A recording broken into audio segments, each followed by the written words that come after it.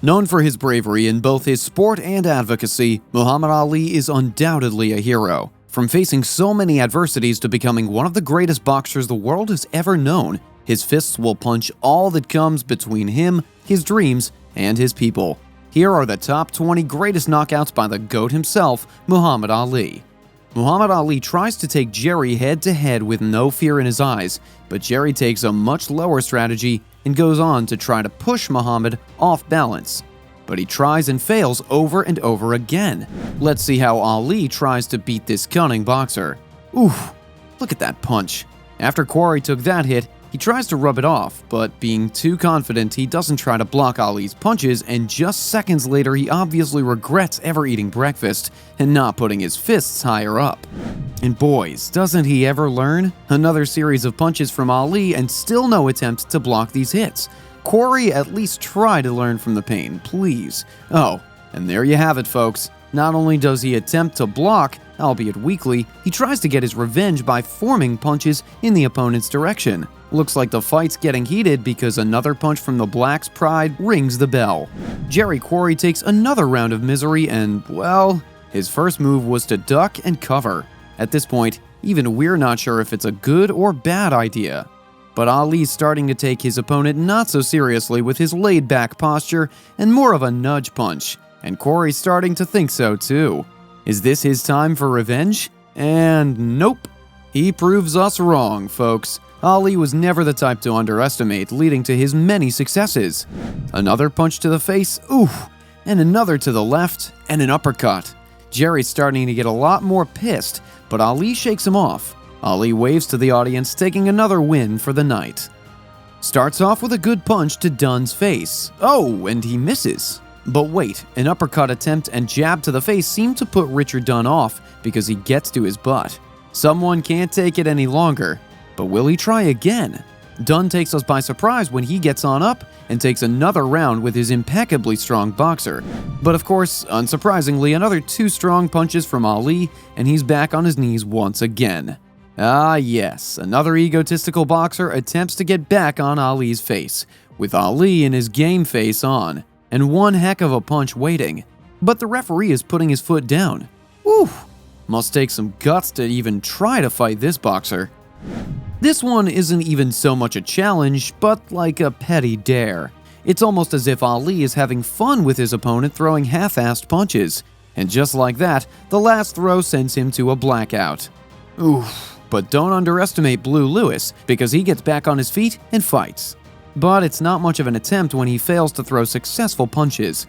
In fact, the referee has had enough with such sad attempts that he finally interferes and ends the fight. Here's a short one for you. After literally one strong punch and one weak one, Zobrafali is down and out. With a swift tug, Bonavena makes the bravest on the list when he tries to tackle Ali, but of course to no avail. He realizes this fast and attempts to swing hard and fast, which Ali quickly blocks. And of course, from defense, he goes on offense mode and strikes Bonavena down with a rugged punch that wasn't actually aimed to finish him. After a misstep and a bruise on the face, can we honestly blame him? Carl Mildenberger seems to start impressing us already by avoiding the hits of our champion, but avoiding just isn't enough to win the fight. A few weak punches Ali avoided, he says he's had enough and punches Carl, sending him straight to the ground. But Carl Mildenberger refuses to give up just yet and gets up for another round to which he avoided so many hits. But yet again, no strong punches from Mildenberger. With Ali hot on his tail, hitting his stomach and face, Mildenberger doesn't last long, but he continues to fight, still avoiding and attempts hitting. Bob Foster thought he could try a knockout with one of the strongest fighters alive, and boy was he proven wrong. Because one strong strike from Ali, and his plan backfires so hard. With confident moves and posture, the Black champion goes to strike Floyd Patterson. With a cocky aura, Patterson takes his chances and strikes him, but the fight isn't over just yet because Ali was able to dodge his attempts to plunge him to the side. He guides the fight back to the center while sending jabs and uppercuts to Patterson's direction. And after strong punch after another, Patterson managed to swerve a punch or two, but Ali, being the fighter and strategist he is, has continued hitting until the fight was over in the eyes of many. Oof, that was not a good start for Archie Moore. With a desperate punch and an unbalanced posture, things are about to go sideways for this boxer. After jabs and uppercuts from Ali, his balance gives up on him as he falls to the floor. Ali might have this round, but Archie Moore seems to be not as strong as he looks, because with powerful strikes and strides, Ali takes the floor by storm again and knocks him down. With his successful celebration, he probably expected it too. If you talk about competent, then we should probably add Henry Cooper to the list. Being able to dodge and hit, he definitely deserves his place. With strong punches after another, who will win this fight? It goes back and forth, and again. Although his resilience might hide his injuries, the referee soon notices and pauses the fight. With Ali's strong fists, he managed quite the damage, but on the other side of the ring, he is the undamaged champion.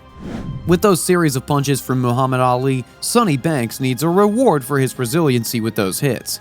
After falling down to the ground, he gets up and dodges all the strikes and hits sent his way. But not for long, because it gets too strong and too much for him to handle after a few more jabs. And with that, we have a winner. I'll take a guess and say it's the jabs to the gut that took Cleveland Williams by storm, because after a few more punch sequences and a little walk too, he's off balance and can't manage to hold himself up. After another round, he becomes bloody and bruised, and when it's called off, he doesn't even complain. Backing off from that strong hit, Jimmy knows what he's in for, and even managed to get 2 punches in after Muhammad Ali stops all restraint. He hits stronger than ever before in their fight, sending Jimmy Ellis so dizzy he can barely keep his legs straight. Growing weak after Ali's series of punches, he tries to tackle the boxer to the ground, but with Ali uninjured, he fails to do so. Giving all he's got, Ali keeps hitting harder and harder until Ellis's only support was the ring's surrounding support. Knowing all fight has been lost, the referee ends the fight and hails Ali as the winner once again. A groggy George Foreman thinks it's a good idea to keep Muhammad Ali on one side, but the fight was in his favor as he sends a strong strike to his face, back of his head, until he's out. He's out and down once more. And just 3 punches in the clip, Ron Lyle is not having the fight of his career as Muhammad Ali approaches him once again and sends a series of jabs, strikes, uppercuts, and a few more hits. But Lyle refuses to fall, and he decides to take a lot more hits. Standing on the side of the ring, he gets bloody and bruised by Ali himself, still on his feet. Until a hit to the nose forces the referee to blow the whistle. With 30 seconds on the clock, Gene Koopman tries to gather as many points as needed when he corners Ali, but just 6 seconds in on his plan, he obviously regrets it. Muhammad Ali didn't even have to fight back when he just merely pushes him off. And the referee calls all off. Ali congratulates him for a good fight. Despite good sportsmanship, the fight was already Muhammad Ali's since the beginning. The clip starts off strong with Ali aiming straight at Chuck Wepner's face.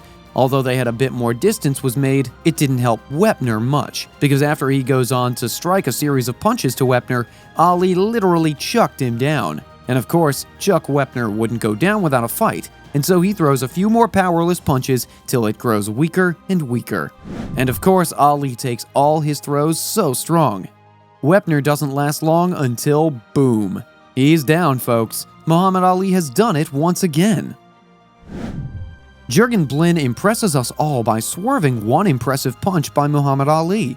We should at least give him that credit because, after one punch, the fight was done and over as obvious as daylight.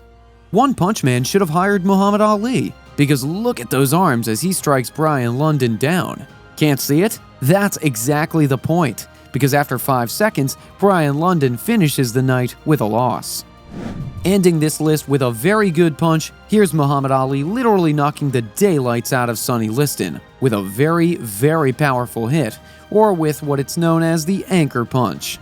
With Muhammad Ali's impressive hits, he's undoubtedly one of the most renowned fighters of all time, and these knockouts just go to show it. Make sure you stay connected, and we'll see you with the next one. Let us know what you guys think, and we'll see you with the next one.